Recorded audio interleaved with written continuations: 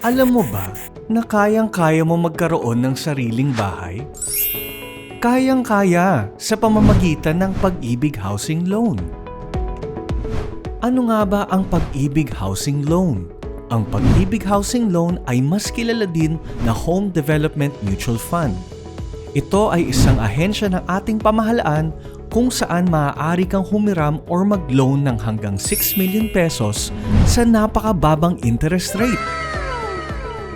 Paano mo malalaman na eligible ka para sa isang Pag-ibig Housing Loan?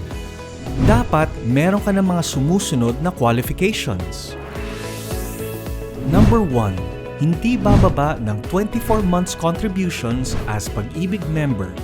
Kung sakali mang hindi kompleto ang 24 months, pinapayagan ang isang lump sum payment na pagbayad amounting to 24 months din.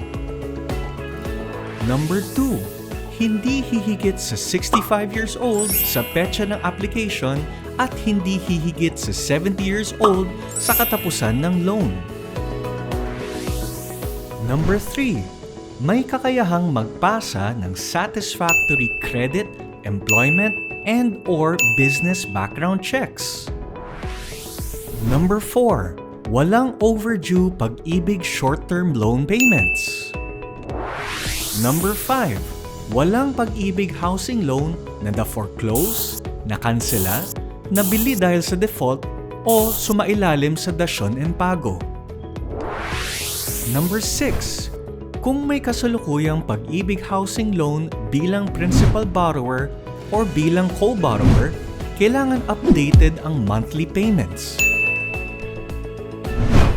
Kung pasok ka sa lahat ng qualifications na ito, maaari ka na mag-apply ng Pag-ibig Housing Loan.